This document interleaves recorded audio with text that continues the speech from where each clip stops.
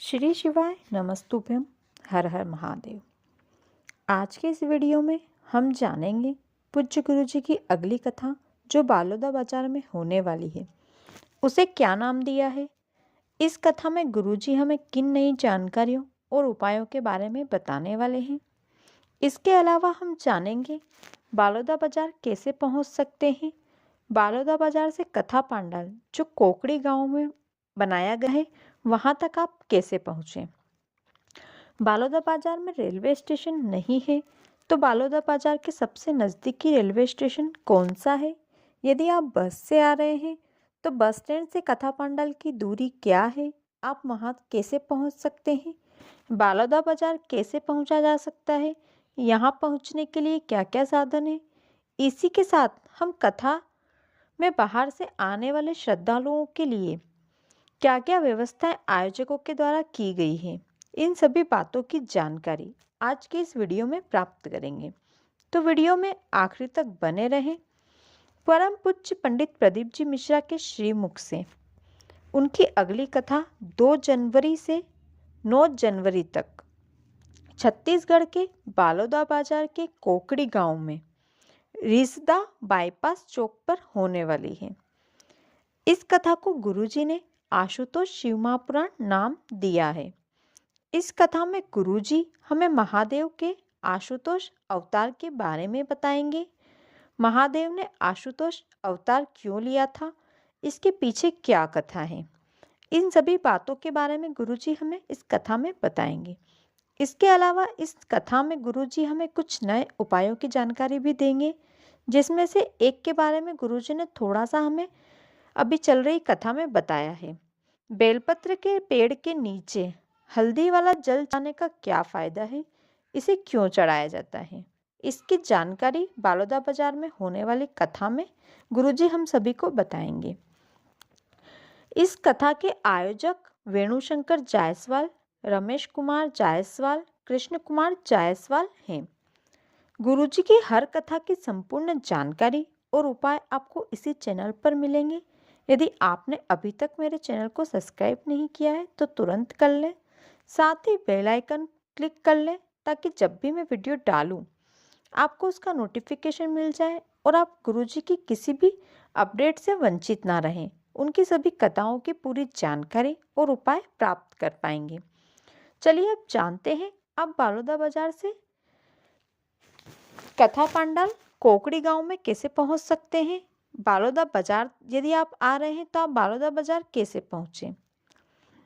सबसे पहले आपको बता दूं, यदि आप ट्रेन से आने का प्लान बना रहे हैं तो आपको बता दूं बालोदा बाजार में कोई रेलवे स्टेशन नहीं है, यहाँ केवल बस का ट्रांसपोर्ट है। यदि आप ट्रेन से आना चाहते हैं तो आपको बालोदा बाजार के नज़दीकी रेलवे स्टेशन भाटापारा पहुंचकर वहां से बस लेकर बालोदा बाजार पहुंचना होगा। भाटापारा से बालोदा बाजार की दूरी लगभग 24 किलोमीटर है। बालोदा बाजार से के बस स्टैंड से कोकड़ी गांव जहां पर कथा पांडाल बनाया गया है उसकी दूरी लगभग 3 किलोमीटर है। आप बालोदा बाजार बस स्टैंड पहुंचकर बस वाले या ऑटो वाले से कहेंगे कि आपको प्रदीप मिश्रा जी की शिव महापुराण कथा में जाना है, तो वे आपको कथा पांडाल तक पहुंचा देंगे। इसके अलावा यदि आप रायपुर, बिलासपुर और दुर्ग भिलाई से आ रहे हैं तो आपका सबसे बेस्ट रूट ट्रेन है। आप ट्रेन से आएँ और भाटापारा उतरें, उसके बाद आप वहां से बस लेकर बालोदा बाजार के बस स्टैंड पहुँचे और वहां से ऑटो के जरिए कथा पांडाल तक पहुंच सकते हैं। रायपुर से बालोदा बाजार की दूरी लगभग 84 किलोमीटर है। रायपुर से बालोदा बाजार का बस का किराया 100 रुपये से 120 रुपये होगा। दुर्ग भिलाई से बालोदा बाजार की दूरी 150 किलोमीटर है। बिलासपुर से बालोदा बाजार की दूरी लगभग 50 किलोमीटर है। यदि आपके पास अपने खुद के साधन है तो आप बालोदा बाजार के बस स्टैंड पहुंच जाएं, वहां से आपको सीधे जाना है। आप देख पाएंगे वहां बस स्टैंड पर ही कोकड़ी गांव का बोर्ड लगा है जिस पर लिखा है यहाँ से कोकड़ी गांव की दूरी लगभग 3 किलोमीटर है। आप उस रास्ते पर सीधे जाएंगे तो आपको कोकड़ी गांव पहुंच जाएंगे। उसके बाद वहां से 200 मीटर की दूरी पर कथा पांडाल है। यह कथा पांडाल रिसदा बाईपास पर बनाया गया है। यह कथा पांडाल किसी रिसोर्ट या गार्डन में नहीं बल्कि 22 एकड़ खेत में तैयार किया गया है। पूज्य गुरु जी की हर कथा को सुनने के लिए बाहर से श्रद्धालु बड़ी संख्या में आते हैं, इसलिए उनके भोजन की व्यवस्था, रुकने, सोने और नहाने की पूरी सुविधा उपलब्ध कराने के लिए आयोजन समिति ने व्यवस्था की है। रुकने वाले श्रद्धालुओं के लिए सुबह का चाय और नाश्ता, फिर दोपहर का खाना और शाम का खाने की पूरी व्यवस्था की गई है। इस कथा पंडाल में पार्किंग की व्यवस्था भी की गई है, ताकि जो भी अपने अपने वाहनों से आए तो अपने वाहन वहां पार्किंग में पार्क कर सकें, ताकि अव्यवस्था की स्थिति ना बने और यदि किसी को कोई परेशानी ना हो। यह कथा स्थल बाईपास पर है। यहाँ पर चारों ओर से आने का रास्ता है, इसलिए चारों कोनों पर अलग अलग 4 पार्किंग रखी गई है। सभी तरफ से आने वाले व्यक्तियों को कथा स्थल से पहले आधा किलोमीटर पहले ही पार्किंग मिल जाएगी। वहां वह अपने वाहन पार्क करके पैदल कथा पंडाल पहुंचना होगा। इस कथा पंडाल में बाहर से आने वाले श्रद्धालुओं के सोने की व्यवस्था इसी कथा के पंडाल में की गई है। यहाँ पर 200 शौचालयों की व्यवस्था महिलाओं के लिए और 200 शौचालयों की व्यवस्था पुरुषों के लिए की गई है। दिव्यांगों के लिए भी शौच की व्यवस्था की गई है। इसके अलावा महिलाओं और पुरुषों के लिए अलग अलग नहाने की व्यवस्थाएं की गई है। यहाँ आसपास कई तालाब भी है, आप वहां पर भी स्नान कर सकते हैं। इस कथा में पास की कोई व्यवस्था नहीं रखी गई है, क्योंकि गुरुजी ने पिछली कथा में बोला था कि हमारी कथा में पास की व्यवस्था कृपया बिल्कुल भी ना रखें। यहाँ पर जो भी कथा सुनने आए एक समान रूप से कथा सुन सके, ऐसी व्यवस्था रखनी चाहिए। इसलिए अब से गुरुजी की किसी भी कथा में पास की कोई व्यवस्था नहीं रहेगी।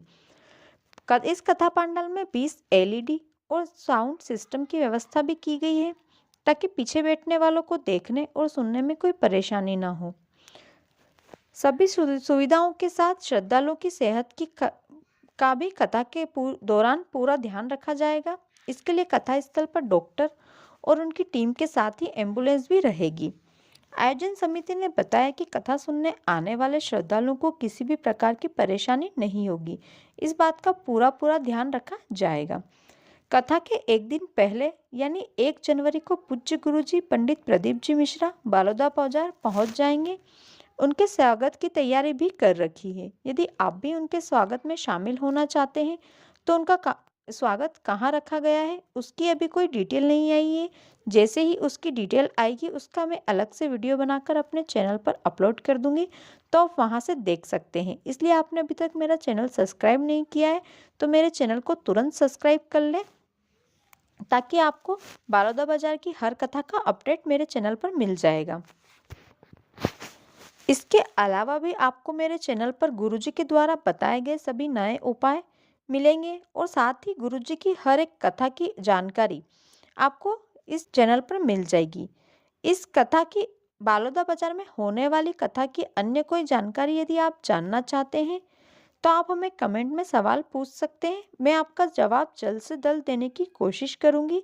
इस वीडियो को ज़्यादा से ज़्यादा शेयर करें, ताकि यह वीडियो जन जन तक पहुंचे और जो भी इस कथा में जाना चाहते हैं बिना किसी परेशानी के कथा पंडाल तक पहुंच सके और इस कथा की संपूर्ण जानकारी इस वीडियो के माध्यम से प्राप्त कर सके, ताकि उन्हें कोई भी परेशानी ना हो। यदि आपको वीडियो थोड़ा भी अच्छा लगा हो तो वीडियो को लाइक कर दें। साथ ही कमेंट में हर हर महादेव या श्री शिवाय नमस्तुभ्यम लिखना बिल्कुल भी ना भूलें। साथ ही आपको एक जानकारी और देना चाहूंगी, 16 फरवरी से 22 फरवरी तक सीहोर में रुद्राक्ष समारोह रहेगा। इसमें आपको सीहोर के कुबरेश्वर धाम के रुद्राक्ष दिए जाएंगे। गुरुजी ने सभी से निवेदन किया है कि सीहोर आप केवल मन में रुद्राक्ष लेने के भाव से ना आए, आपको वहां आना है और अपनी सेवा देना है, क्योंकि वहां सेवा देने वाला कोई नहीं है। वहां बनाना भी आपको है और खाना भी आपको है। इसलिए अपने मन में सेवा का भाव रखें और 7 दिन की वहाँ पे शिव महापुराण कथा का आयोजन भी रहेगा। इसी के साथ रुद्राक्ष वितरण समारोह भी रहेगा। तो आप 7 दिन वहाँ रहें, कथा सुने, कथा का आनंद लें, अपनी सेवा दें और साथ ही रुद्राक्ष प्राप्त करें। तो आज का वीडियो यहीं समाप्त होता है। मिलते हैं अगले वीडियो के साथ। धन्यवाद।